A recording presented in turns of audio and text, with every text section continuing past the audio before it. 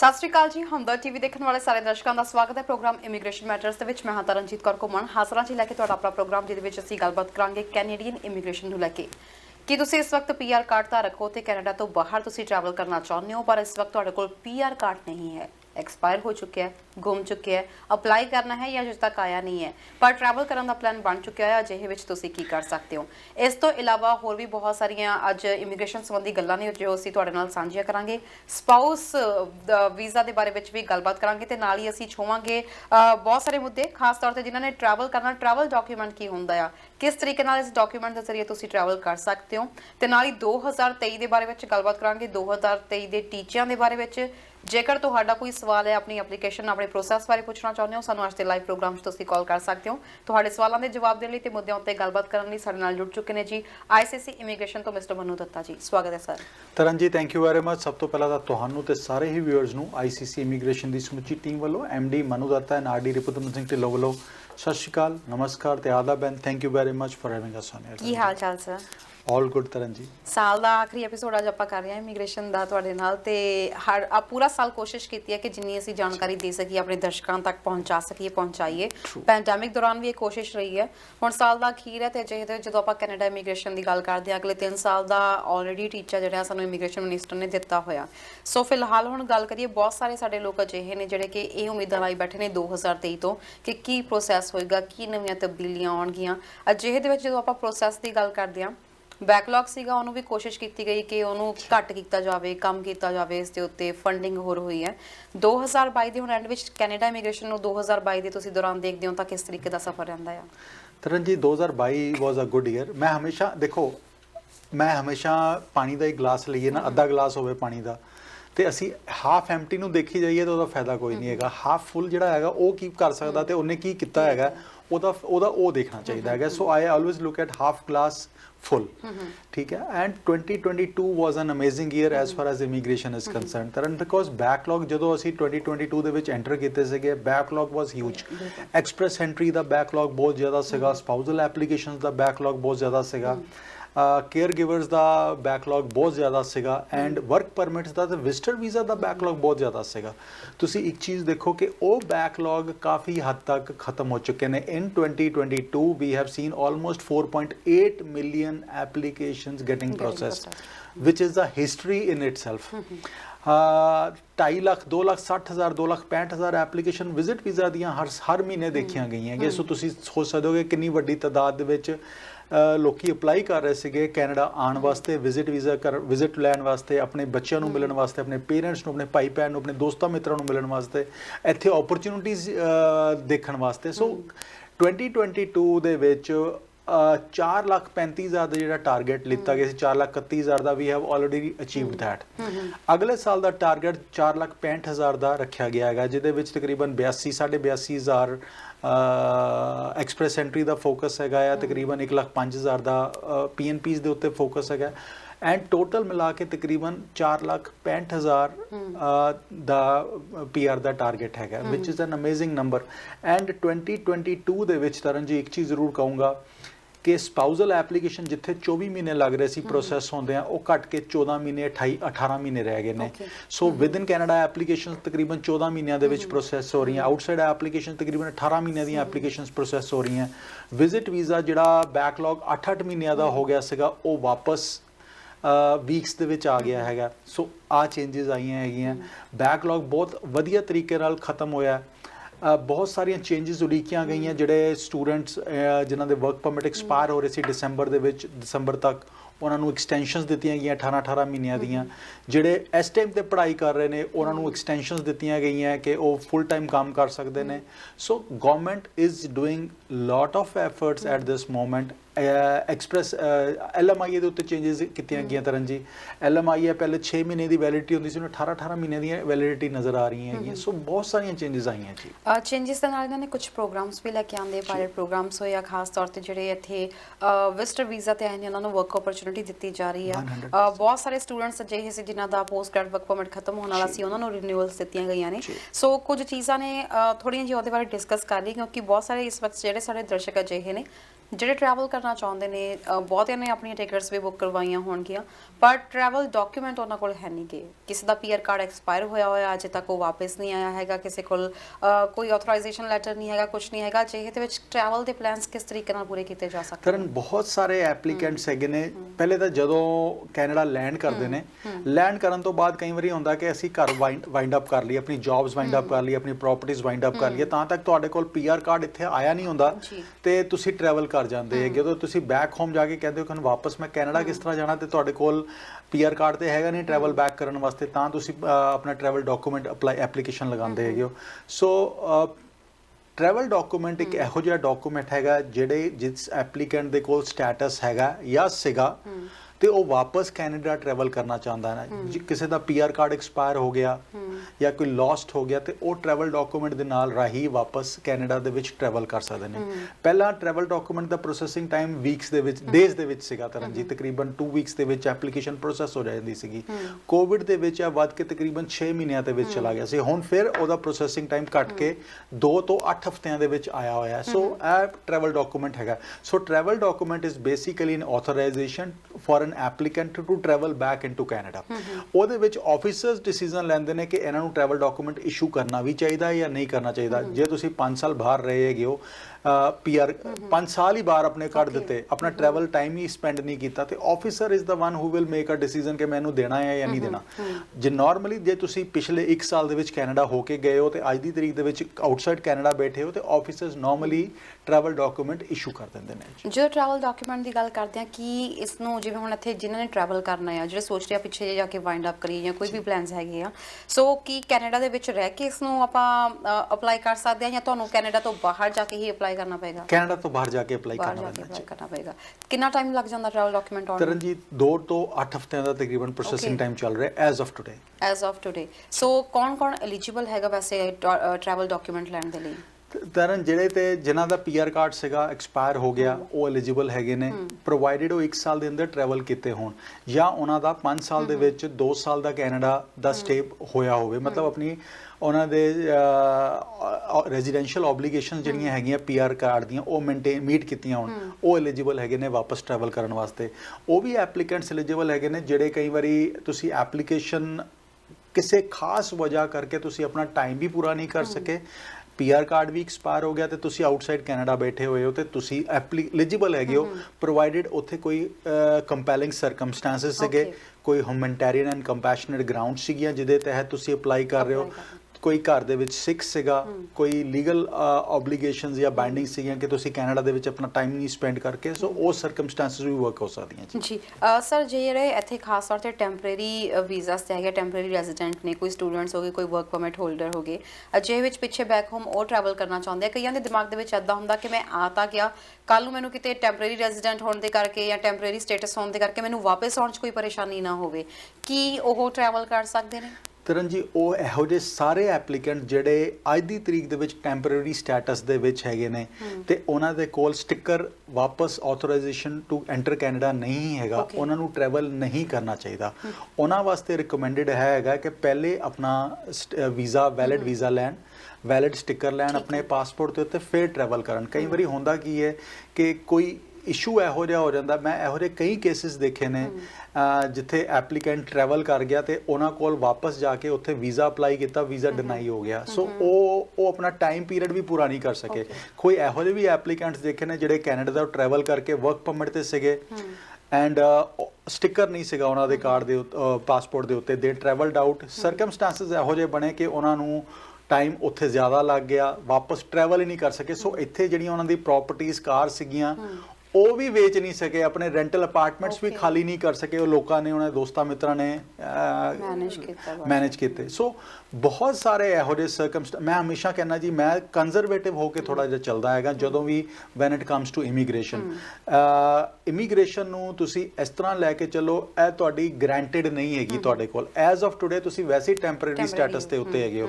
ਸੋ ਆਪਣਾ status maintain ਕਰਕੇ ਚੱਕੋ, ਆਪਣੇ ਡਾਕੂਮੈਂਟੇਸ਼ਨਸ ਫੁੱਲਫਿਲ ਕਰਕੇ ਚੱਲੋ, ਆਪਣਾ ਆਪਣੇ ਵੀਜ਼ਾ ਆਪਣੇ ਡਾਕੂਮੈਂਟੇਸ਼ਨਸ ਤੁਹਾਡੇ ਕੋਲ ਟਿਚ ਹੋਣੇ ਚਾਹੀਦੇ ਨੇ ਕੋਈ ਇਹੋ ਜਿਹੀ ਚੀਜ਼ ਨਾ ਹੋਵੇ ਕਿ ਤੁਹਾਨੂੰ ਕਿਸੇ ਉੱਤੇ ਉੱਥੇ ਜਾ ਕੇ ਬਾਅਦ ਡਿਪੈਂਡੈਂਟ ਹੋਣਾ ਪਵੇ ਸੋ ਜਦੋਂ ਵੀ ਤੁਹਾਨੂੰ ਟਰੈਵਲ ਕਰਨਾ ਹੈਗਾ ਮੇਕ ਸ਼ੋਰ ਕਿ ਤੁਹਾਡਾ ਸਟicker ਜਾਂ ਤੁਹਾਡਾ ਵੀਜ਼ਾ ਵੈਲਿਡ ਹੈਗਾ ਆ ਤਾਂ ਕਿ ਤੁਹਾਨੂੰ ਵਾਪਸ ਕੈਨੇਡਾ ਐਂਟਰ ਕਰਨ ਦੇ ਵਿੱਚ ਕੋਈ ਦਿੱਕਤ ਨਾ ਹੋਵੇ ਥੋੜੀ ਜਿਹੀ ਆਪਾਂ ਸਪਾਊਸਲ ਐਪਲੀਕੇਸ਼ਨਸ ਨੂੰ ਵੀ ਟੱਚ ਕਰ ਲਈਏ ਕਿਉਂਕਿ ਪਿਛਲੇ ਟਾਈਮ ਆਪਾਂ ਦੇਖਿਆ ਸੀ ਫਿਰ ਕਾਫੀ ਲੰਬਾ ਸਮਾਂ ਲੱਗ ਰਿਹਾ ਸੀ ਸਪਾਊਸਲ ਐਪਲੀਕੇਸ਼ਨ ਨੂੰ ਹੁਣ ਹੀ ਤੁਸੀਂ ਦੱਸਿਆ ਕਿ 14 ਤੋਂ 18 ਮੰਥਸ ਦਾ ਸਮਾਂ ਆ ਚੁੱਕਿਆ ਵਾ ਪ੍ਰੋਸੈਸਿੰਗ ਵੈਸੇ ਕੀ ਚੱਲ ਰਹੀ ਹੈ ਤਰਨ ਵਿਦਿਨ ਕੈਨੇਡਾ ਐਪਲੀਕੇਸ਼ਨਸ ਦਾ ਪ੍ਰੋਸੈਸਿੰਗ ਟਾਈਮ 14 ਮਹੀਨਿਆਂ ਤੇ ਆ ਗਿਆ ਜੀ ਜਿਹੜੇ ਵਿਦਿਨ ਕੈਨੇਡਾ ਐਪਲੀਕੇਸ਼ਨਸ ਪੁੱਟ ਅਪ ਹੋ ਰਹੀਆਂ ਤੇ ਜਿਹੜੇ ਡਿਪੈਂਡੈਂਟ ਵਰਕ ਪਰਮਿਟਸ ਵੀ ਗ੍ਰਾਂਟ ਹੋ ਰਹੇ ਨੇ ਉਹ ਵੀ ਤਕਰੀਬਨ 3.5 ਤੋਂ 4 ਮਹੀਨਿਆਂ ਦੇ ਵਿੱਚ ਹੋ ਰਹੇ ਨੇ ਕੁਝ ਐਪਲੀਕੇਸ਼ਨਸ ਅਸੀਂ ਇਹੋ ਜਿਹੀਆਂ ਵੀ ਦੇਖੀਆਂ ਕਿ ਵਿਦਿਨ 2 ਵੀਕਸ ਉਹਨਾਂ ਦਾ ਫਾਈਲ ਨੰਬਰ ਆ ਗਿਆ ਤੇ ਯੂ نو ਪਾਇਲਟ ਪ੍ਰੋਜੈਕਟਸ ਚੱਲਦੇ ਰਹਿੰਦੇ ਨੇ ਗਵਰਨਮੈਂਟ ਹਮੇਸ਼ਾ ਅਸੈਸ ਕਰਦੀ ਰਹਿੰਦੀ ਹੈ ਕਿ ਸਾਨੂੰ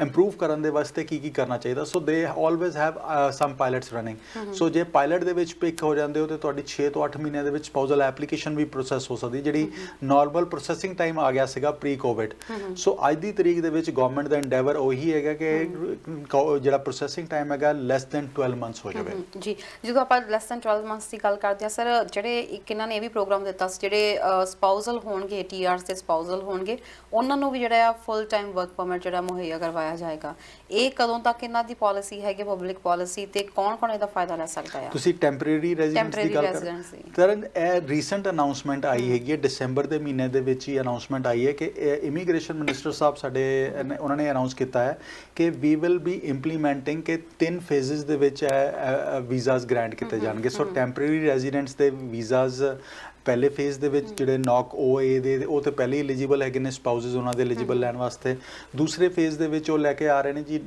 ਜਿਨ੍ਹਾਂ ਦੇ ਲੋ ਪੇਇੰਗ ਜੌਬਸ ਹੈਗੀਆਂ ਤੇ ਤੀਸਰੇ ਦੇ ਵਿੱਚ ਲੇਬਰ ਤੇ ਹੈਲਪਰ ਦੇ ਵਿੱਚ ਸੋ ਆ 3 ਫੇਜ਼ਸ ਦੇ ਵਿੱਚ ਐਪਲੀਕੇਸ਼ਨਸ ਐਕਸੈਪਟ ਹੋਣਗੀਆਂ ਬਟ ਉਹਦਾ ਇੰਪਲੀਮੈਂਟੇਸ਼ਨ ਡੇਟਸ ਹਾਲੇ ਜਨਵਰੀ ਦੇ ਵਿੱਚ ਮੋਸਟ ਲਾਈਕਲੀ ਅਨਾਉਂਸ ਹੋਣਗੀਆਂ ਜੀ ਸਰ ਇੱਕ ਇਹ ਵੀ ਬਹੁਤ ਹੈ ਕਿ ਜਿਹੜੇ ਕਹਿੰਦੇ ਕਿ ਸਟੇਟਸ ਤੁਸੀਂ ਆਪਣਾ ਗਵਾ ਚੁੱਕੇ ਹੋ ਤੇ ਇਹਦੇ ਵਿੱਚ ਕਿਹੜੇ ਹਾਲਾਤਾਂ ਵਿੱਚ ਅਸੀਂ ਇਹ ਮੰਨ ਸਕਦੇ ਹਾਂ ਕਿ ਇੱਕ ਜਿਹੜਾ ਟੈਂਪਰੇਰੀ ਰੈਜ਼ੀਡੈਂਟ ਆ ਕੈਨੇਡਾ ਵਿੱਚ ਆਪਣਾ ਸਟੇਟਸ ਗਵਾ ਜਾਂਦਾ ਹੈ ਕਿਉਂਕਿ ਕਈ ਵਾਰੀ ਇੱਦਾਂ ਹੁੰਦਾ ਕਈਆਂ ਨੇ ਅੱਗੇ ਆਪਣੀਆਂ ਟੈਂਪਰੇਰੀ ਐਪਲੀਕੇਸ਼ਨਸ ਅੱਗੇ ਪਾਈਆਂ ਹੁੰਦੀਆਂ ਨੇ ਐਕਸਟੈਂਸ਼ਨਸ ਦੀ ਵੇਟ ਕਰ ਰਹੇ ਹੁੰਦੇ ਆ ਉਹਨਾਂ ਦੇ ਮਾਈਂਡ ਦੇ ਵਿੱਚ ਵੀ ਇਹ ਚੀਜ਼ਾਂ ਹੁੰਦੀਆਂ ਕਿ ਕਿਤੇ ਸਾਡਾ ਸਟੇਟਸ ਤਾਂ ਨਹੀਂ ਲੂਜ਼ ਹੋ ਚੁੱਕਿਆ ਤਰਨ ਮੈਂ ਇੱਕ ਚੀਜ਼ ਹਮੇਸ਼ਾ ਕਹਿਣਾ ਜੀ ਕਿ ਆਪਣੇ ਡਾਕੂਮੈਂਟੇਸ਼ਨ ਸਟਿਚ ਕਰਕੇ ਚੱਲੋ make sure your applications are done properly and well within time last moment ਦੀ ਵੇਟ ਨਾ ਕਰੋ ਬਹੁਤ ਸਾਰੇ ਸਟੂਡੈਂਟਸ ਇੰਟਰਨੈਸ਼ਨਲ ਸਟੂਡੈਂਟਸ ਇਹੋ ਜਿਹੇ ਹੁੰਦੇ ਨੇ ਜਿਨ੍ਹਾਂ ਦਾ ਸਟੱਡੀ ਪਰਮਿਟ ਐਕਸਪਾਇਰ ਹੋਣ ਵਾਲਾ ਹੁੰਦਾ ਹੈ before the expiry of the course ਤੇ ਉਹ ਐਪਲੀਕੇਸ਼ਨ ਲਾਸਟ ਮਿੰਟ ਤੱਕ ਵੇਟ ਕਰਦੇ ਰਹਿਣਗੇ ਉਸ ਤੋਂ ਬਾਅਦ post grad work permit apply ਕਰਨ ਵਾਸਤੇ ਫਿਰ ਉਹਨਾਂ ਨੂੰ ਅੱਗੇ ਵੇਟ ਕਰਨੀ ਪੈਂਦੀ ਹੈਗੀ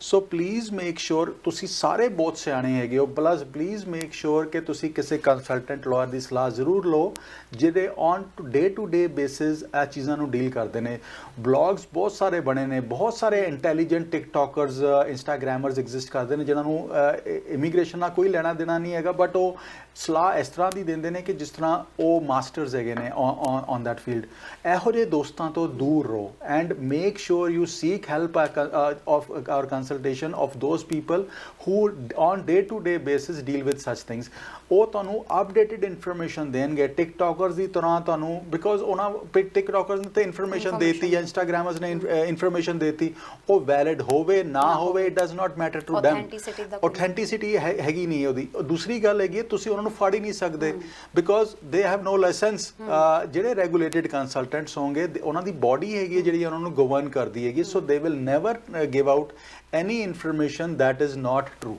ਅੱਗੇ ਮੈਂ ਸਿਟੀਜ਼ਨਸ਼ਿਪ ਟੈਸਟ ਦੇ ਬਾਰੇ ਵੀ ਗੱਲ ਕਰੂੰ ਪਰ ਸਾਨੂੰ ਇੱਕ ਦਰਸ਼ਕ ਨੇ ਗੁਨੀਤ ਸਿੰਘ ਜੀ ਸਾਨੂੰ ਉਹਨਾਂ ਨੇ ਟੈਕਸਟ ਕੀਤਾ ਆ ਸੋਸ਼ਲ ਮੀਡੀਆ ਦੇ ਉੱਤੇ ਤੇ ਉਹਨਾਂ ਨੇ ਇਹ ਪੁੱਛਿਆ ਵਾ ਕਿ ਉਹ ਆਪਣੇ ਡਿਪੈਂਡੈਂਟ ਦੀ ECOPR 2.5 ਮਹੀਨੇ ਤੋਂ ਵੇਟ ਕਰ ਰਹੇ ਨੇ ਪੋਰਟਲ ਰਿਕੁਐਸਟ ਤੋਂ ਬਾਅਦ ਕਿੰਨਾ ਕੁ ਸਮਾਂ ਲੱਗਦਾ ਕਿ ਇਹ ਜੈਨੂਇਨ ਸਮਾਂ ਆ ਜੀ ਤਰਨ ਜੀ ਇਹਦਾ ਪ੍ਰੋਸੈਸਿੰਗ ਟਾਈਮ ਵੀਕਸ ਦੇ ਵਿੱਚ ਹੈਗਾ it can take anywhere between 2 weeks to 16 weeks so this is a normal processing time don't get impatient this is okay and Tarn ਅਸੀਂ ਗੱਲ ਕਰ ਰਹੇ ਸੀ ਸਪਾਊਸਲ ਐਪਲੀਕੇਸ਼ਨਸ ਦੇ ਉੱਤੇ ਵੀ ਸਪਾਊਸਲ ਐਪਲੀਕੇਸ਼ਨ ਮੈਂ ਹਮੇਸ਼ਾ ਕਹਿੰਦਾ ਕਦੀ ਜੇ ਤੁਸੀਂ ਆਪਣੇ ਸਪਾਊਸ ਨੂੰ ਸਪਾਂਸਰ ਕਰਨਾ ਹੈ ਆਪਣੇ ਕਾਮਨ ਲਾ ਨੂੰ ਸਪਾਂਸਰ ਕਰਨਾ ਹੈ ਜਾਂ ਆਪਣੇ ਕੰਜੂਗਲ ਪਾਰਟਨਰ ਨੂੰ ਸਪਾਂਸਰ ਕਰਨਾ ਹੈ ਸੋ ਤਿੰਨਾਂ ਚੀਜ਼ਾਂ ਦੇ ਵਿੱਚ ਸਰਕਮਸਟੈਂਸਸ ਡਿਫਰੈਂਟ ਹੈਗੇ ਨੇ ਐਂਡ ਜਦੋਂ ਵੀ ਤੁਸੀਂ ਐਪਲੀਕੇਸ਼ਨ ਪੁੱਟ ਅਪ ਕਰਨ ਜਾ ਰਹੇ ਹੋ ਮੇਕ ਸ਼ੋਰ ਕਿ ਜੇ ਤੁਸੀਂ ਆਪ ਕਰਨ ਜਾ ਰਹੇ ਹੋ ਮੇਕ ਸ਼ੋਰ ਕਿ ਤੁਸੀਂ ਕੁਆਲੀਫਾਈਡ ਇਨਫ ਹੈਗੇ ਹੋ ਸਾਰੀ ਐਪਲੀਕੇਸ਼ਨ ਨੂੰ ਕਰਨ ਵਾਸਤੇ। ਕਈ ਵਾਰੀ ਤੁਸੀਂ ਥੋੜਾ ਜਿਹਾ ਸਿਰਫ ਟਾਈਮ ਬਚਾਉਣ ਵਾਸਤੇ ਕਹਿੰਦੇ ਹੋ ਕਿ ਮੈਂ ਆਪਣੇ ਆਪ ਹੀ ਕਰ ਲਵਾਂ, ਜਾਂ ਕੋਈ ਥੋੜੇ ਜਿਹੇ ਪੈਸੇ ਬਚਾਉਣ ਵਾਸਤੇ ਤੁਸੀਂ you don't want to pay a consultation fee to a consultant or lawyer,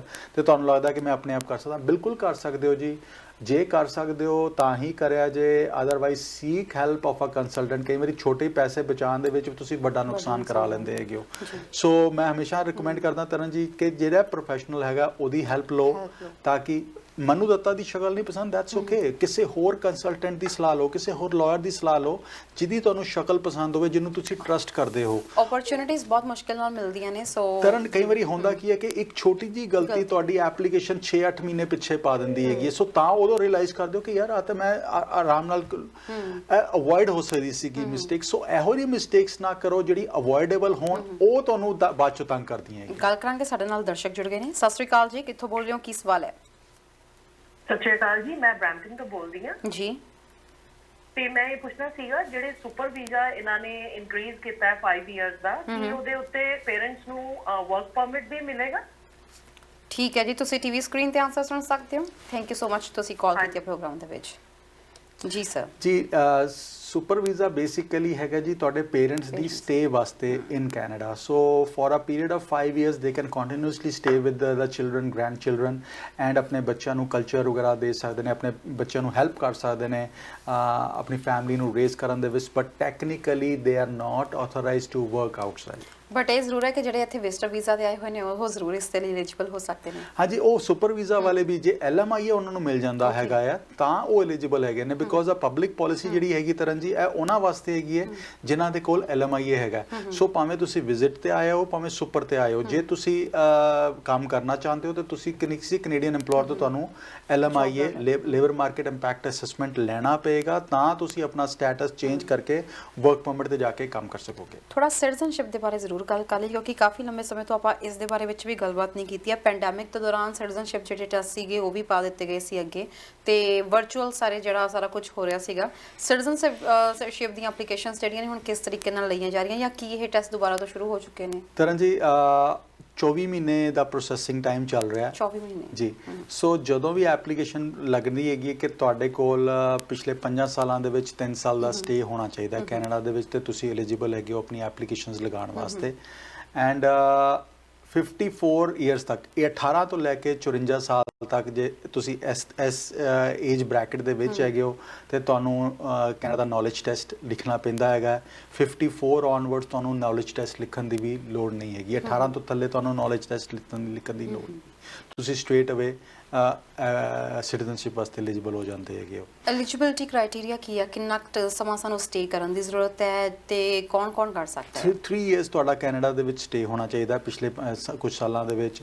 ਜੇ ਤੁਹਾਡਾ 3 ਇਅਰਸ ਦਾ ਸਟੇ ਹੈਗਾ ਆ ਵਿਦ ਇਨ ਕੈਨੇਡਾ, ਤੇ ਤੁਸੀਂ ਸਿਟੀਜ਼ਨਸ਼ਿਪ ਦੀ ਐਪਲੀਕੇਸ਼ਨ ਲਗਾ ਸਕਦੇ ਹੋ।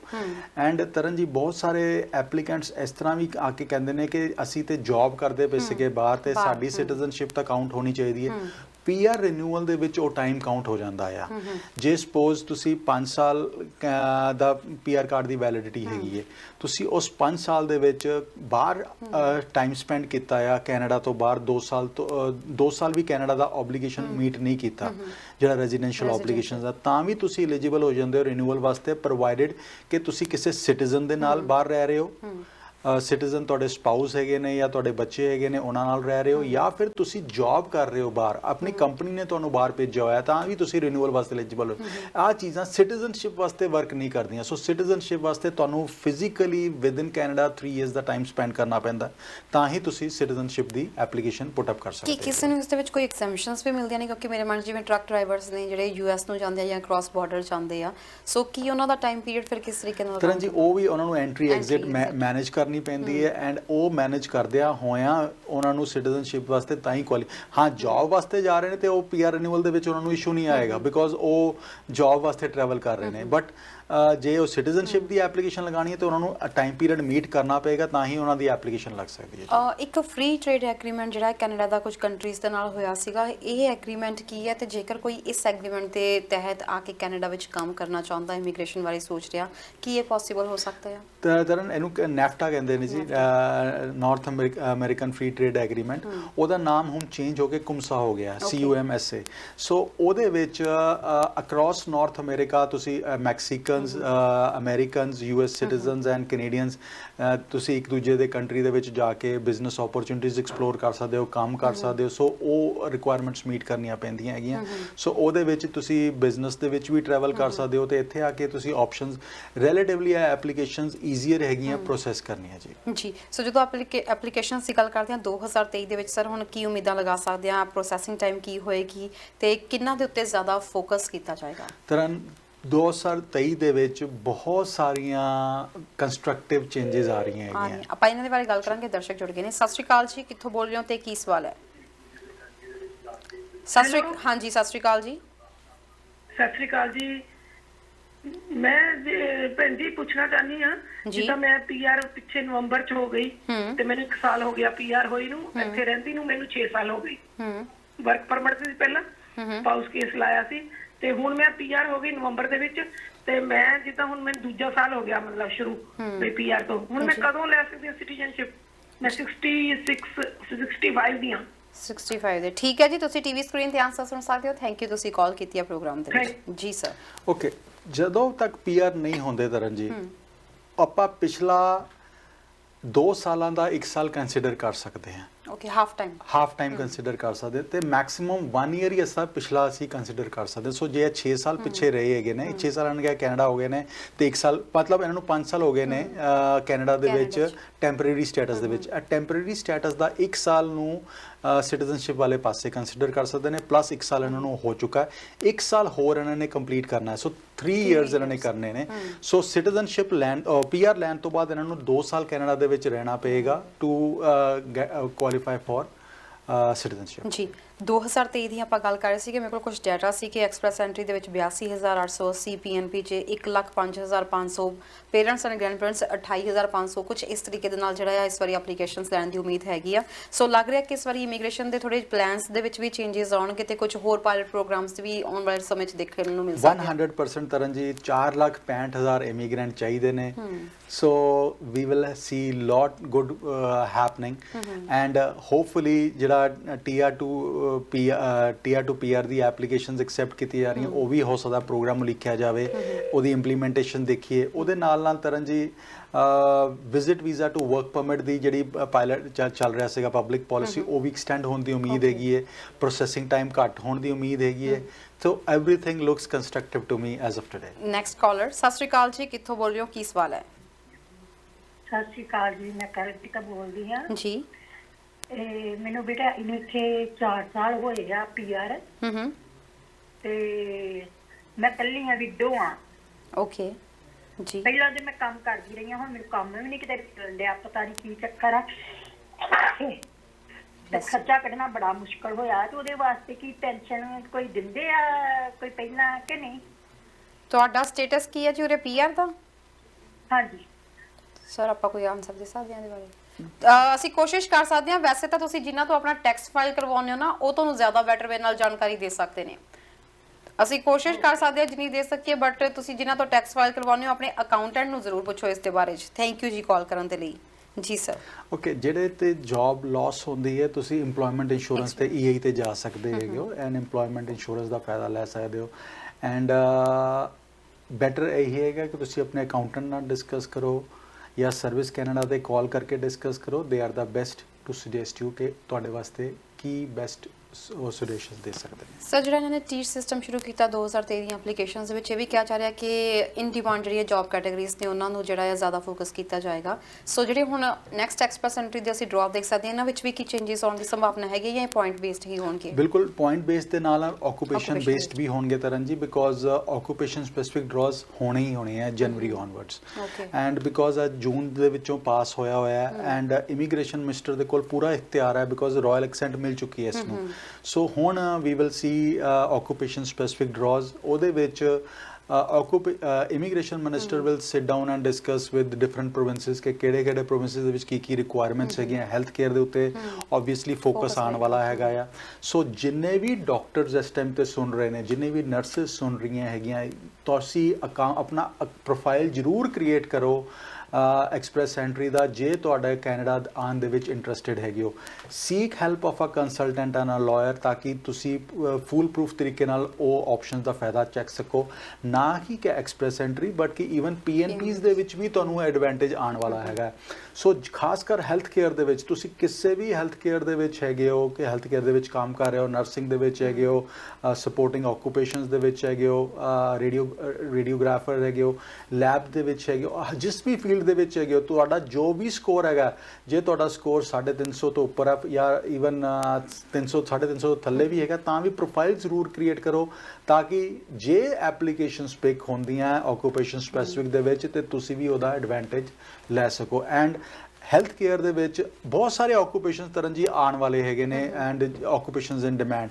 ਖਾਸ ਕਰ ਇਹਨਾਂ ਆਕੂਪੇਸ਼ਨਸ ਦੇ ਵਿੱਚ we will see things happening right away. So ਜਿੰਨੇ ਵੀ ਨਰਸਿਸ ਹੈਗੀਆਂ, ਜਿੰਨੇ ਵੀ ਡਾਕਟਰਸ ਹੈਗੇ ਨੇ, they should be taking advantage of these programmes. ਮੈਂ ਕੱਲ ਵੀ ਇਸ ਗੱਲ ਨੂੰ ਲੈ ਕੇ ਕੁਝ ਡਿਸਕਸ਼ਨ ਸਾਡੀ ਹੋ ਰਹੀ ਸੀ, ਇਹ ਵੀ ਕਹਿ ਰਹੇ ਸੀ, ਕਹਿੰਦੇ ਕਿ ਐਟਲਾਂਟਿਕ ਪ੍ਰੋਗਰਾਮਸ ਵੀ ਇਸ ਵਕਤ ਕਾਫੀ ਜ਼ਿਆਦਾ ਫਾਇਦੇਮੰਦ ਹੋ ਰਹੇ ਨੇ। ਖਾਸ ਤੌਰ ਤੇ ਜੇ ਨੋਵਾ ਸਕੋਸ਼ੀਆ ਦੀ ਗੱਲ ਕਰੀਏ, ਸਟੂਡੈਂਟਸ ਜਿਹੜੇ ਹੈਗੇ ਆ ਉੱਥੇ ਜਾ ਕੇ PR ਦੇ ਲਈ ਛੇਤੀ ਐਲੀਜੀਬਲ ਹੋ ਸਕਦੇ ਆ, PNP 6 ਮੰਥ ਬਾਅਦ ਲੱਗ ਸਕਦੀ ਹੈ। ਸੋ ਇਹਦੇ ਬਾਰੇ ਵੀ ਥੋੜਾ ਜਿਹਾ ਆਪਸ਼ਨਸ ਆਪਾਂ ਖੋਲ ਕੇ ਗੱਲ ਕਰ ਸਕਦੇ ਹਾਂ। ਬਿਲਕੁਲ ਤਰਨ, ਮੈਂ ਹਮੇਸ਼ਾ ਕਹਿੰਦਾ ਰਿਹਾ ਜੀ, ਜਿੰਨੇ ਵੀ ਇੰਟਰਨੈਸ਼ਨਲ ਸਟੂਡੈਂਟ ਇਸ ਟਾਈਮ ਕੱਲੇ ਓਨਟਾਰੀਓ ਦੇ ਵਿੱਚ ਜਾਂ GTA ਦੇ ਵਿੱਚ ਖਾਸ ਕਰ ਜਾਂ ਗ੍ਰੇਟਰ ਵੈਂਕੂਵਰ ਦੇ ਵਿੱਚ ਬੈਠੇ ਹੋਏ ਨੇ ਤੇ ਉਮੀਦ ਕਰਦੇ ਨੇ ਕਿ ਗ੍ਰੇਡ 12 ਦੇ ਨਾਲ ਅਸੀਂ 6 ਬੈਂਡ ਦੇ ਨਾਲ ਸਾਡੀ PR ਹੋ ਜਾਏਗੀ, ਮੈਂ ਸਾਰੇ ਸਟੂਡੈਂਟਸ ਨੂੰ ਕਹੂੰਗਾ move to those provinces which are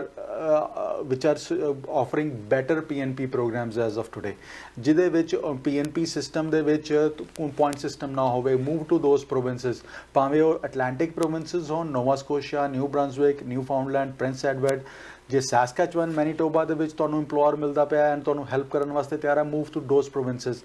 GTA ਦਾ ਆਪਣਾ ਕੰਫਰਟ ਜ਼ੋਨ ਛੱਡ ਦਿਓ, ਮੂਵ ਆਊਟ ਐਂਡ ਆਪਣੀ PR ਲਓ ਪਹਿਲੇ। That should be your first priority. ਹੋ ਸਕਦਾ ਕਿ ਤੁਸੀਂ ਅਟਲਾਂਟਿਕ ਦੇ ਵਿੱਚ ਉੱਥੇ ਮੂਵ ਹੋ ਤੇ ਉੱਥੇ ਤੁਹਾਨੂੰ ਬਿਜ਼ਨਸ ਓਪਰਚੁਨਿਟੀਜ਼ ਇਹੋ ਜਿਹੀਆਂ ਮਿਲ ਜਾਣ ਜਾਂ ਜੌਬ ਹੀ ਇਹੋ ਜਿਹੀ ਮਿਲ ਜਾਏ ਕਿ ਤੁਸੀਂ ਵਾਪਸ ਆਉਣ ਬਾਰੇ ਸੋਚੋ ਹੀ ਨਾ। Quality of life is more important for you. ਤੁਹਾਡੀ permanent residency is the most important factor. ਇੱਥੇ ਦੋਸਤਾਂ ਮਿੱਤਰਾਂ ਦੇ ਨਾਲ ਰਹਿਣਾ ਜਾਂ ਆਪਣੀ ਬਿਜ਼ਨਸ ਓਪਰਚੁਨਿਟੀਜ਼ ਐਕਸਪਲੋਰ ਕਰਨਾ outside GTA, that should be your priority. So PR ਵਾਸਤੇ ਫੋਕਸ ਰੱਖੋ। ਐਂਡ ਜੇ ਤੁਹਾਨੂੰ ਲੱਗਦਾ ਹੈ ਕਿ ਤੁਹਾਡੇ ਅੱਜ ਦੇ ਸਕੋਰ ਕਾਫੀ ਘੱਟ ਹੈਗੇ ਨੇ ਐਂਡ ਐਕਸਪ੍ਰੈਸ ਐਂਟਰੀ ਦੇ ਵਿੱਚ ਜਾਂ CC ਦੇ ਵਿੱਚ ਪਿਕ ਹੋਣ ਦੇ ਚਾਂਸਸ ਘੱਟ ਹੈਗੇ ਨੇ, move to other provinces. And time waste ਨਾ ਕਰੋ, ਬਿਕੋਜ਼ ਇੱਕ ਵਾਰੀ ਕਹਿੰਦੇ ਜਿਹੜਾ ਪਾਣੀ ਪੁੱਲ ਦੇ ਥੱਲੋਂ ਨਿਕਲ ਗਿਆ ਦੁਬਾਰਾ ਨਹੀਂ ਆਉਂਦਾ। ਸੋ ਜਿਹੜਾ ਟਾਈਮ ਸੀਗਾ ਆ ਜਦੋਂ ਐਕਸਟੈਂਸ਼ਨਸ ਮਿਲ ਰਹੀਆਂ ਸੀਗੀਆਂ 18 ਮਹੀਨਿਆਂ ਦੀਆਂ, ਹੋ ਸਕਦਾ ਅੱਗੇ ਆਉਣ ਵਾਲੇ ਟਾਈਮ ਦੇ ਵਿੱਚ ਨਾ ਮਿਲਣ 1 ਕੁਆਟਰ ਤੋਂ ਬਾਅਦ। ਸੋ ਉਦੋਂ ਹਾਲਾਤ ਟੋਟਲੀ ਚੇਂਜ ਹੋ ਜਾਣਗੇ। ਸੋ ਆਪਣੀ ਪਰਮਾਨੈਂਟ ਰੈਜ਼ੀਡੈਂਸੀ ਦੇ ਉੱਤੇ ਫੋਕਸ ਕਰੋ। ਤੁਸੀਂ ਬੜੀਆਂ ਮਿਹਨਤਾਂ ਕੀਤੀਆਂ, ਤੁਹਾਡੇ ਪੇਰੈਂਟਸ ਨੇ ਬੜੀਆਂ ਮਿਹਨਤਾਂ ਕੀਤੀਆਂ। ਸੋ ਉਹ ਜਿਹੜਾ ਟਾਰਗੇਟ ਸੋਚ ਕੇ ਆਏ ਸੀ ਪਰਮਾਨੈਂਟ ਰੈਜ਼ੀਡੈਂਸੀ ਲੈਣ ਦਾ, ਉਹਨੂੰ ਅਚੀਵ ਕਰਨ ਦਾ ਛੇਤੀ ਤੋਂ ਛੇਤੀ ਵਰਕਆਊਟ ਔਨ ਦੋਜ਼ ਪਾਥਸ। ਬਿਲਕੁਲ। ਤੇ ਹੁਣ ਜਨਵਰੀ ਆਉਣ ਲੱਗੀ ਹੈ ਤੇ ਸਭ ਤੋਂ ਪਹਿਲੀ ਸਟਾਰਟ ਹੋਣ ਲੱਗੀ ਹੈ ਮੇਰੇ ਖਿਆਲ 'ਚ ਕੇਅਰਗਿਵਰ ਦੀਆਂ ਐਪਲੀਕੇਸ਼ਨਸ ਦੇ ਨਾਲ। ਕਦੋਂ ਤੱਕ ਇਹ ਪ੍ਰੋਗਰਾਮ ਓਪਨ ਹੋਣ ਦੀ ਸੰਭਾਵਨਾ ਹੈ? ਤਰਨ ਜੀ 2nd ਨੂੰ ਓਪਨ ਹੋ ਜਾਏਗਾ, 3rd ਨੂੰ ਓਪਨ ਹੋ ਜਾਏਗਾ and within weeks, within days applications complete ਜਿਹੜਾ ਕੋਟਾ ਹੈਗਾ ਉਹ ਵੀ ਕੰਪਲੀਟ ਹੋ ਜਾਏਗਾ। ਕੋਈ ਤੁਹਾਡੀਆਂ ਸੇਵਾਵਾਂ ਲੈਣਾ ਚਾਹੁੰਦਾ ਹੈ ਕਿ ਤੁਸੀਂ ਵੀ ਐਪਲੀਕੇਸ਼ਨਸ ਪ੍ਰੋਸੈਸ ਕਰ ਸਕਦੇ ਹੋ? ਤਰਨ, ਤੁਸੀਂ ਇਮੀਗ੍ਰੇਸ਼ਨ ਦੀ ਕੋਈ ਵੀ ਐਡਵਾਈਸ ਲੈਣਾ ਚਾਹੁੰਦੇ ਹੋ, ਇੱਕ ਵਾਰੀ ICC ਤੇ ਜ਼ਰੂਰ ਕੰਟੈਕਟ ਕਰੋ। 16 ਸਾਲ ਤੋਂ ਜ਼ਿਆਦਾ ਅਰਸਾ ਹੋ ਗਿਆ ਸਾਨੂੰ ਇਮੀਗ੍ਰੇਸ਼ਨ ਸਰਵਿਸਿਜ਼ ਪ੍ਰੋਵਾਈਡ ਕਰਦਿਆਂ ਹੋਇਆਂ and we are a team that is known for crystal clear and transparent advice. ਕੋਸ਼ਿਸ਼ ਇਹੀ ਹੈਗੀ ਹੈ ਕਿ ਜਿਹੜੀ ਚੀਜ਼ ਪੋਸੀਬਲ ਹੁੰਦੀ ਹੈ ਉਹੀ ਤੁਹਾਨੂੰ ਦੱਸੀ ਜਾਵੇ ਐਂਡ ਪ੍ਰੈਕਟੀਕਲੀ ਜਿਹੜੀ ਚੀਜ਼ ਨਹੀਂ ਹੈਗੀ ਤੁਹਾਡੇ ਵਾਸਤੇ ਫਾਇਦੇਮੰਦ ਨਹੀਂ ਹੈਗੀ, ਉਹ ਵੀ ਤੁਹਾਨੂੰ ਮਨਾ ਕਰਦੇ ਹੈਗੇ ਅਸੀਂ। ਸੋ ਜੇ ਤੁਸੀਂ ਵਿਜ਼ਿਟ ਵੀਜ਼ਾ ਤੇ ਆਏ ਹੋਏ ਹੋ, ਲੁਕਿੰਗ ਫॉर ਆਪਸ਼ਨਸ, ਬਹੁਤ ਸਾਰੀ ਫੈਮਲੀਜ਼ ਅੱਜ ਦੀ ਤਰੀਕ ਦੇ ਵਿੱਚ ਤਰਨ ਆਸਟ੍ਰੇਲੀਆ, ਨਿਊਜ਼ੀਲੈਂਡ ਤੋਂ ਮੂਵ ਹੋ ਰਹੀਆਂ ਜਾਂ ਯੂਰਪ ਤੋਂ ਮੂਵ ਹੋ ਰਹੀਆਂ, ਬਿਕੋਜ਼ ਉਹਨਾਂ ਦੇ ਇਮੀਡੀਏਟ ਫੈਮਲੀ ਕੈਨੇਡਾ ਦੇ ਵਿੱਚ ਹੈਗੀ ਹੈ ਤੇ ਉਹ ਚਾਹੁੰਦੇ ਨੇ ਕਿ ਸਾਰਾ ਪਰਿਵਾਰ ਇਕੱਠਾ ਹੋ ਜਾਵੇ। ਸੋ ਜੇ ਕੋਈ ਇਹੋ ਜਿਹੀ ਆਪਸ਼ਨਸ ਲੱਭ ਰਹੇ ਹੋ ਆਪਣੇ ਕਿਸੇ ਦੋਸਤ ਮਿੱਤਰ ਵਾਸਤੇ ਤੇ ਇੱਕ ਵਾਰੀ ਸਾਨੂੰ ICC ਤੇ ਜ਼ਰੂਰ ਕੰਟੈਕਟ ਕਰੋ। There are 1001 programs probably that can be worked out for you. ਜੀ, ਇਹ ਲਾਸਟ ਕਾਲ ਅਸੀਂ ਪ੍ਰੋਗਰਾਮ ਦੀ ਲੈ ਰਹੇ ਹਾਂ। ਸਤਿ ਸ਼੍ਰੀ ਅਕਾਲ ਜੀ, ਕਿੱਥੋਂ ਬੋਲ ਰਹੇ ਹੋ, ਕੀ ਸਵਾਲ ਹੈ? ਹਾਂਜੀ ਸਤਿ ਸ਼੍ਰੀ ਅਕਾਲ ਜੀ, ਮੈਂ ਕੈਲਗਰੀ ਤੋਂ ਬੋਲਦਾ ਜੀ। ਮੇਰਾ ਸਵਾਲ ਇਹ ਹੈ ਜੀ, ਲਾਈਕ ਜਿੱਦਾਂ ਹੁਣ ਬਿਜ਼ਨਸ ਆਪਣੇ ਸ਼ੁਰੂ ਚੱਲ ਰਹੀ ਹੈ ਤੇ ਇਹਦੇ ਵਿੱਚ ਆਪਣੇ ਕੰਮ ਹੁੰਦੇ ਆ ਜਾਂ ਜੀ ਨਹੀਂ, ਜਾਂ ਅੰਬੈਸੀ ਬੰਦ ਰਹਿੰਦੀ ਹੈ ਖਾਤੇ? ਜੀ ਤੁਸੀਂ ਟੀਵੀ ਸਕਰੀਨ ਤੇ ਆਂਸਰ ਸੁਣ ਸਕਦੇ ਹੋ। ਥੈਂਕ ਯੂ ਕਾਲ ਕਰਨ ਦੇ ਲਈ ਜੀ ਸਰ। ਜੀ ਟੈਕਨੀਕਲੀ ਜਿਹੜੀਆਂ ਹੌਲੀਡੇਜ਼ ਹੁੰਦੀਆਂ ਉਹ ਸਿਰਫ ਡੈਜ਼ਿਗਨੇਟ, ਉਹ ਜਿਹੜਾ ਬਾਕਸਿੰਗ ਡੇ ਸੀਗਾ, ਕ੍ਰਿਸਮਸ ਡੇ ਸੀਗਾ ਜਾਂ ਨਿਊ ਈਅਰ ਡੇ ਆ, ਉਹੀ ਹੌਲੀਡੇਜ਼ ਹੈਗੀਆਂ। ਅਦਰ ਦੈਨ ਦੈਟ ਕੰਮ ਹੋ ਰਿਹਾ ਜੀ। ਜੀ ਬਿਲਕੁਲ ਸਰ, ਸਮਾਂ ਹੁਣ ਆਪਣਾ ਇਜਾਜ਼ਤ ਲੈਣ ਦਾ ਹੋ ਰਿਹਾ। ਤੁਹਾਡੇ ਕੋਲ ਕੋਈ ਜੌਬ ਓਪਰਚੁਨਿਟੀਜ਼ ਹੁੰਦੀਆਂ ਨੇ, ਸੋ ਕੀ ਸਾਡੇ ਦਰਸ਼ਕਾਂ ਨਾਲ ਤੁਸੀਂ ਸਾਂਝੀਆਂ ਕਰ ਸਕਦੇ ਹੋ ਤੇ ਤੁਹਾਡੇ ਨਾਲ ਕਦੋਂ ਕਿਵੇਂ ਕਿੱਥੇ ਕੰਟੈਕਟ ਕੀਤਾ ਜਾਵੇ? ਤਰਨ ਜੀ, ਕੋਈ ਵੀ ਜੇ ਤੁਸੀਂ ਹੌਸਪਿਟੈਲਿਟੀ ਦਾ ਐਕਸਪੀਰੀਅੰਸ ਲੈ ਕੇ ਬੈਠੇ ਹੋ, ਕੋਈ ਵੀ ਰੈਸਟੋਰੈਂਟ ਦਾ ਐਕਸਪੀਰੀਅੰਸ ਹੈਗਾ ਤੁਹਾਡੇ ਕੋਲ, ਕੁੱਕ ਦਾ, ਸ਼ੈਫ ਦਾ, ਅਸਿਸਟੈਂਟ ਕੁੱਕ ਦਾ, ਲਾਈਨ ਕੁੱਕ ਦਾ, ਪ੍ਰੈਪ ਕੁੱਕ ਦਾ, ਸੁਪਰਵਾਈਜ਼ਰ ਦਾ, ਮੈਨੇਜਰ ਦਾ, ਤੇ ਆਪਣਾ CV ਸਾਨੂੰ ਫਾਰਵਰਡ ਕਰ ਦਿਓ। ਦੇਰ ਆਰ ਸਰਟਨ EMPLOYER ਜਿਨ੍ਹਾਂ ਨੂੰ ਇਹਨਾਂ ਆਕੂਪੇਸ਼ਨ ਦੇ ਵਿੱਚ ਵਰਕਰਸ ਚਾਹੀਦੇ ਨੇ। ਉਸ ਤੋਂ ਬਾਅਦ ਜੇ ਤੁਸੀਂ ਵਿਜ਼ਿਟ ਵੀਜ਼ਾ ਤੇ ਕੈਨੇਡਾ ਆਏ ਹੋਏ ਹੋ ਐਂਡ ਆਪਸ਼ਨ ਸੈਟਲ ਹੋਣ ਦੀਆਂ ਸੋਚ ਰਹੇ ਹੋ, ਏਜ ਜ਼ਿਆਦਾ ਹੈਗੀ ਹੈ, ਐਕਸਪ੍ਰੈਸ ਐਂਟਰੀ ਦੇ ਵਿੱਚ ਪੁਆਇੰਟ ਨਹੀਂ ਬਣ ਰਹੇ, ਤੇ ਇੱਕ ਵਾਰੀ ਸਾਨੂੰ ਜ਼ਰੂਰ ਕੰਸਲਟ ਕਰੋ। ਤੇ ਤੀਸਰੀ ਚੀਜ਼, ਜੇ ਤੁਸੀਂ ਟਰੱਕਿੰਗ ਦਾ ਲਾਇਸੈਂਸ ਲੈ ਕੇ ਬੈਠੇ ਹੋ, ਟਰੱਕ AZ ਲਾਇਸੈਂਸ ਤੁਹਾਡੇ ਕੋਲ ਹੈਗਾ ਆ, ਸਟੇਟਸ ਨਹੀਂ ਹੈਗਾ, ਜੌਬ ਲੱਭ ਰਹੇ ਹੋ, ਤੇ ਆਪਣਾ CV ਸਾਨੂੰ, ਆਪਣਾ ਡਰਾਈਵਿੰਗ ਲਾਇਸੈਂਸ ਸਾਨੂੰ ਈਮੇਲ ਕਰੋ। We might be in a position to help you. Immigration ਦਾ ਕੋਈ ਵੀ ਕੇਸ ਡਿਸਕਸ ਕਰਨਾ ਚਾਹੁੰਦੇ ਹੋ, ਕੋਈ ਉਲਝਿਆ ਹੋਇਆ, ਕੋਈ ਰਿਫਿਊਜ਼ਡ ਕੇਸ ਹੈਗਾ, ਉਹ ਡਿਸਕਸ ਕਰਨਾ ਚਾਹੁੰਦੇ ਹੋ, ਤੇ ਇੱਕ ਵਾਰੀ ਜ਼ਰੂਰ ਕੰਟੈਕਟ ਕਰੋ। ਜੇ ਬਿਜ਼ਨਸਮੈਨ ਹੈਗੇ ਹੋ, ਕੈਨੇਡਾ ਆਪਣੀ ਫੈਮਿਲੀ ਵਾਸਤੇ ਓਪਰਚੁਨਿਟੀ ਲੱਭ ਰਹੇ ਹੋ, this probably is going to be a great year for you as well, because applications ਬਹੁਤ ਜਲਦੀਆਂ ਪ੍ਰੋਸੈਸ ਹੋ ਰਹੀਆਂ ਹੈਗੀਆਂ ਇੰਟਰਾ ਕੰਪਨੀ ਦੇ ਵਿੱਚ ਵੀ ਐਂਡ ਸਟਾਰਟਅਪਸ ਦੇ ਵਿੱਚ ਵੀ। ਸੋ ਇਮੀਗ੍ਰੇਸ਼ਨ ਦੀ ਕੋਈ ਵੀ ਐਡਵਾਈਸ ਲੈਣਾ ਚਾਹੁੰਦੇ ਹੋ ਤਾਂ ਇੱਕ ਵਾਰੀ ਸਾਡੀ ICC ਇਮੀਗ੍ਰੇਸ਼ਨ ਨੂੰ ਜ਼ਰੂਰ ਕੰਟੈਕਟ ਕਰੋ। ਹੈੱਡ ਆਫਿਸ ਸਾਡਾ ਮਿਸਿਸ ਸਾਗਾ ਦੇ ਵਿੱਚ ਹੈਗਾ ਜੀ, 1137 dairy road East. Email ID ਹੈਗਾ info@iccimmigration.ca। Phone number 905-461-2424, 905-461-2424। Thank you so much sir ਸਾਡੇ ਪ੍ਰੋਗਰਾਮ 'ਚ ਆਉਣ ਲਈ। ਥੈਂਕ ਯੂ ਤਰਨ ਜੀ, ਆਲਵੇਜ਼ ਅ ਪਲੇਜ਼ਰ। ਸੋ ਦੋਸਤੋ, ਇਹ ਸੀ ਸਾਡਾ ਪ੍ਰੋਗਰਾਮ ਇਮੀਗ੍ਰੇਸ਼ਨ ਮੈਟਰਸ 2022 ਵਿੱਚ। ਜੇਕਰ ਕੋਈ ਗਲਤੀ ਨਾਲ ਓਪਰਚੁਨਿਟੀ ਮਿਸ ਕਰ ਚੁੱਕੇ ਹੋ ਤਾਂ ਇੱਕ ਭਰੋਸੇਮੰਦ ਕੰਸਲਟੈਂਟ ਦੀ ਸਲਾਹ ਲਵੋ। ਕੋਈ ਰਿਫਿਊਜ਼ ਕੇਸ ਹੋ ਚੁੱਕਿਆ ਤੁਹਾਡਾ ਤਾਂ ਉਹਦੇ ਬਾਰੇ ਵੀ ਤੁਸੀਂ ਜਾਣਕਾਰੀ ਲੈ ਸਕਦੇ ਹੋ। ਤੁਸੀਂ ਜਾਣਦੇ ਹੋ ਕਿ ਸਾਡੇ ਪ੍ਰੋਗਰਾਮ 'ਚ ਅਸੀਂ ਹਮੇਸ਼ਾ ਭਰੋਸੇਮੰਦ ਕੰਸਲਟੈਂਟ ਨੂੰ ਹੀ ਜੋੜਦੇ ਹਾਂ। ICC ਇਮੀਗ੍ਰੇਸ਼ਨ ਦੀ ਕੋਈ ਵੀ ਸਲਾਹ ਚਾਹੀਦੀ ਹੈ, ਕੋਈ ਵੀ ਸੇਵਾਵਾਂ ਚਾਹੀਦੀਆਂ ਨੇ, ਨੰਬਰ ਤੇ ਇਨਫੋਰਮੇਸ਼ਨ ਪ੍ਰੋਵਾਈਡ ਕਰਵਾ ਦਿੱਤੀ ਗਈ ਹੈ, ਤੁਸੀਂ ਕੰਟੈਕਟ ਕਰ ਸਕਦੇ ਹੋ। ਫਿਲਹਾਲ ਪ੍ਰੋਗਰਾਮ ਦੇਖਣ ਲਈ ਬਹੁਤ ਬਹੁਤ ਧੰਨਵਾਦ। ਦੇਖਦੇ ਰਹੋ ਹਮਦਰਦ TV। ਸਤਿ ਸ਼੍ਰੀ ਅਕਾਲ।